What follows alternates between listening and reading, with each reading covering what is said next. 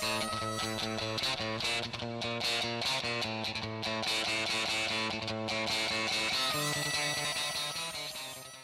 for this video, I hope to show you how to go from this to slurry to finished, ready to use clay, ready to use again. Reclaim. That's what that is. It looks like a bucket of something undesirable, but essentially it's a bucket of wet clay. When you throw and when you trim, you end up with scrap like this. Now this is just dried trimmings. I can mix this back up with water, and I get that.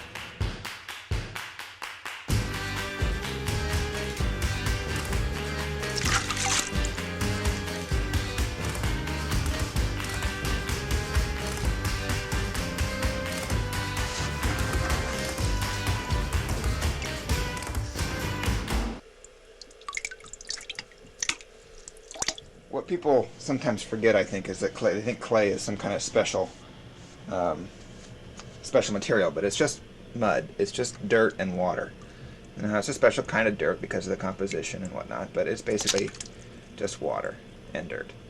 So you take the water out, you have dry dirt. If you want to have clay again, you mix water back in. These are a little more formed because this clay was pretty hard, and I'm just putting it in here to soak until it's a better consistency. It's getting pretty close. I let it sit usually wetter than this. Usually I have water up to about, I don't know, there or whatever, or there, wherever, just totally saturated. Now this has been drying out for like a month now. So it's actually a pretty good consistency. But you let it sit in the water for a good length of time so that the water gets everywhere and it sort of evens up the consistency of it. Then I have this plaster, and that you pour it out on the plaster, which I will show you, and let it dry up. You don't let it dry all the way, you let it dry up for an hour or less or more, depending on how much water is in the clay to begin with and how porous the plaster is.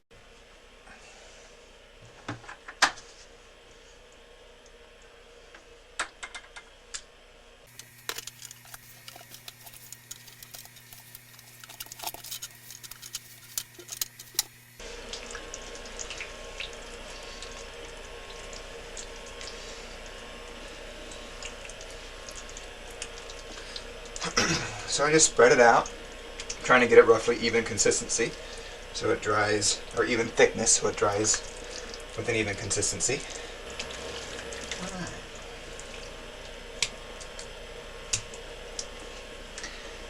And you leave it set there for probably at least two hours or so.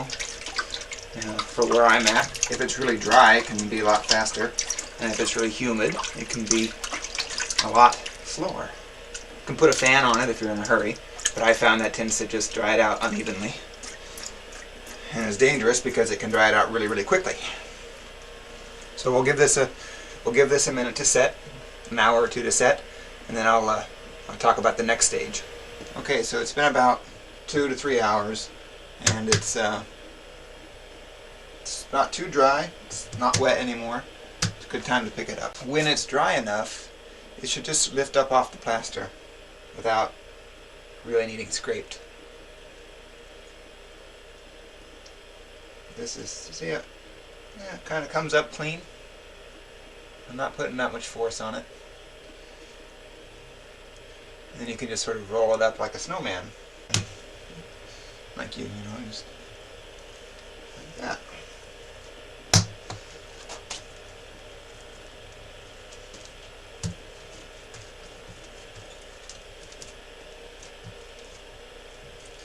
A nice way about doing it this way is there's not any air in here. I put it in wet as a slip, and so as it's dried, there's no little air.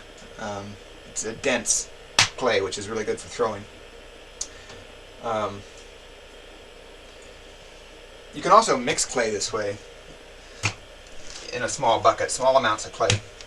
So you don't need big industrial equipment to mix your own clay if you're not doing huge amounts of production, you know.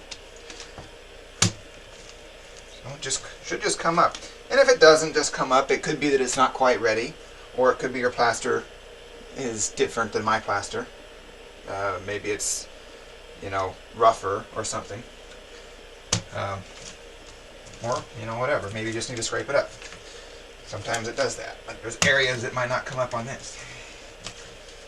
So I'm just trying to roll it up. Try not to add too many air bubbles as I do so.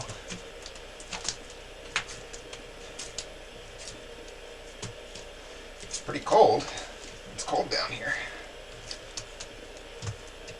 And then I'll just use this scraper. Scrape up the edge. One thing you want to be careful of is not to get any plaster bits in your clay. So around the very edge of the plaster, where it chips up, I don't usually worry too much about the clay on the edge. And if I'm scraping and I gouge up a little piece of plaster, I throw that away. You don't want the plaster in the clay. It can cause you problems later on. So there's what it looks like now. And now we go to the next step, which is wedging and kneading.